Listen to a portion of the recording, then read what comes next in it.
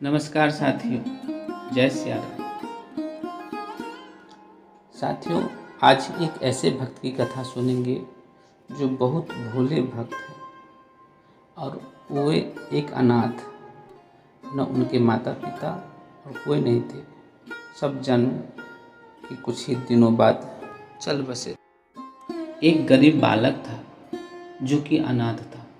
एक दिन वो बालक एक संत के आश्रम में आया और बोला कि बाबा, आप सबका ध्यान रखते हैं, मेरा इस दुनिया में कोई नहीं है, तो क्या मैं यहाँ आपके आश्रम में रह सकता हूँ? बालक की बात सुनकर संत बोले, बेटा तेरा नाम क्या है? उस बालक ने कहा, मेरा कोई नाम नहीं। तब संत ने उस बालक का नाम रामदास रखा और बोले कि अब तुम यही आश्रम में रहो। रामदास वहीं रहने लगा और आश्रम के सारे काम भी करने लगा।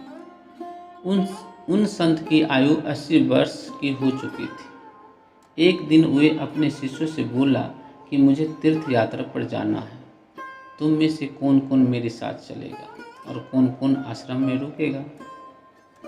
संत की बात सुनकर सारे शिष्य बोले कि हम आपके साथ चलेंगे, क्योंकि उनको पता था कि यहाँ पे आश्रम में रुकेंगे तो सारा काम करना पड़ेगा। इसीलिए सभी बोले कि हम तो आपके साथ तीर्थ यात्रा पर चलेंगे।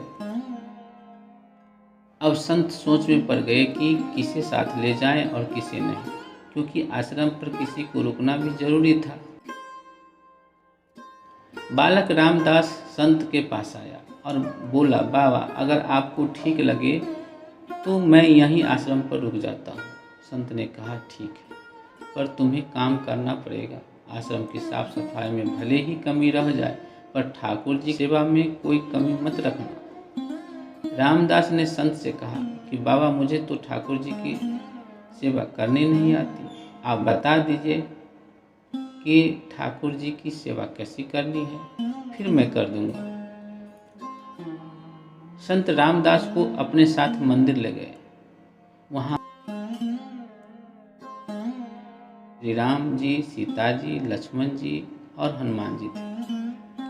संत ने बालक रामदास को ठाकुर जी की सेवा कैसी करनी है सब सिखा दिया।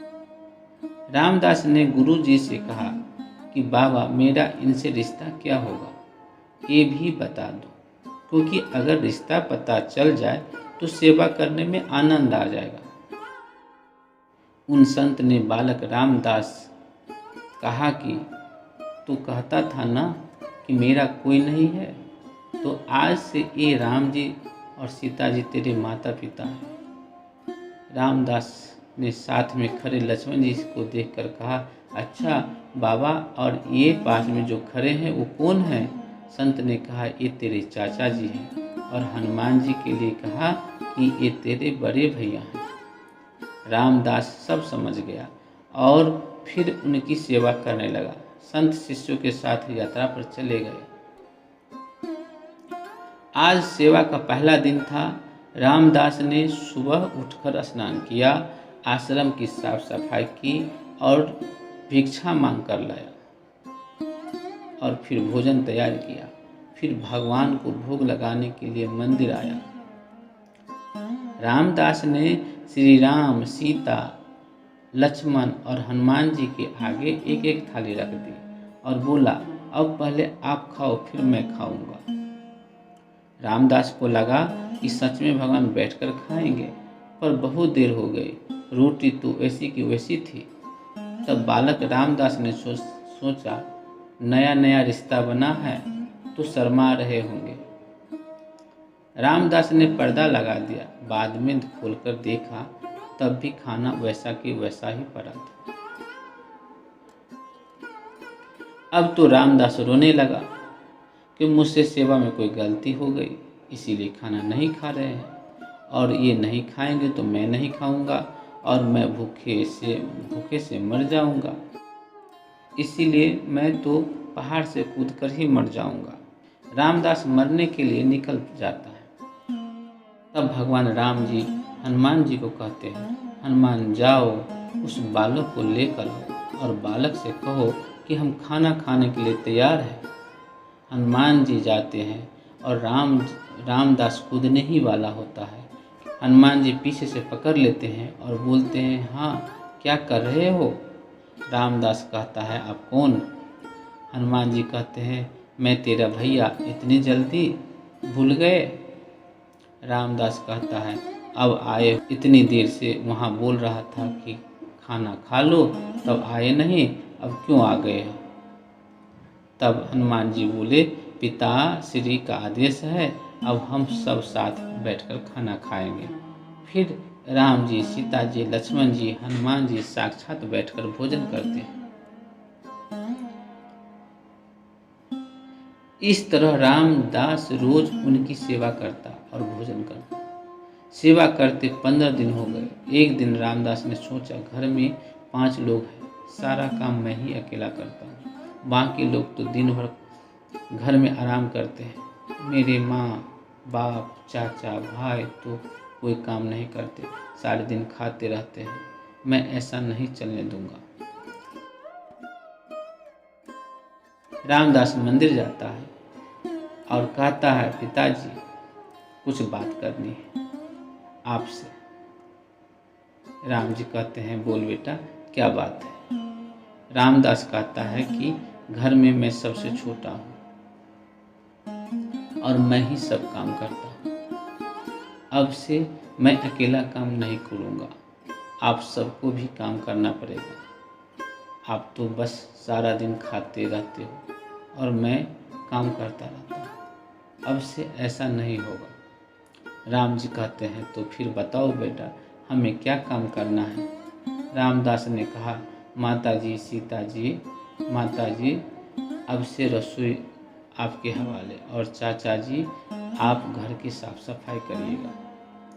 भैया जी शरीर से मजबूत हैं, जाकर जंगल से लकड़ियाँ लाएंगे। पिताजी आप बाजार से राशन लाइए और घर पर बैठकर पत्तल बनाएंगे। सब ने कहा, ठीक है, मैंने बहुत दिन अकेले सब काम किया, अब मैं आराम करूँगा। अब सभी साथ मिलकर काम करते हुए एक परिवार की तरह सब साथ साथ रहने लगे। एक दिन वे संत तीर्थ यात्रा से लौटे तो देखा आश्रम तो शीशे जैसा चमक रहा है। वे बहुत प्रसन्न हुए, मंदिर में गए और देखा कि मंदिर से प्रतिमा गायब है। संत ने सोचा, कहीं रामदास ने प्रतिमा बेच तो नहीं दी। संत ने रामदास को बुलाया और पूछा, भगवान कहाँ गए? रामदास भी अकड़ कर बोला कि मुझे क्या पता, हनुमान भैया जंगल लकड़ी लाने गए होंगे, लखन चाचा झाड़ू पोछा कर रहे होंगे, पिताजी राम पत्तल बना रहे होंगे, माता सीता रसोई में काम कर रही होगी। संत बोले, ये क्या बोल रहा है? रामदास ने कहा, बाबा मैं सच बोल रहा हूँ, जब से आप गए हैं ये चारों काम पे लगे हुए हैं। वे संत भागकर रसोई में गए और सिर्फ एक झलक ही देखी कि सीता जी भोजन बना रही है और राम जी पत्तल बना रहे हैं, और फिर वो गायब हो गए और मंदिर में विराजमान हो गए। संत रामदास के पास गए और बोले, आज तुमने मुझे मेरे ठाकुर का दर्शन कराया, तू धन्य है। और संत ने रो रो कर रामदास को पकड़ लिया। रामदास जैसे भोले निश्चल भक्तों की भक्ति से विवश होकर भगवान को भी साधारण मनुष्य की तरह जीवन व्यतीत करना पड़ा। जय सिया राम। तो भक्तों, आज की कथाएं बस यहीं पे। मिलते हैं अगली कोई और रोचक कथा के साथ। तब तक के लिए जय सिया राम। भक्त और भगवान की जय।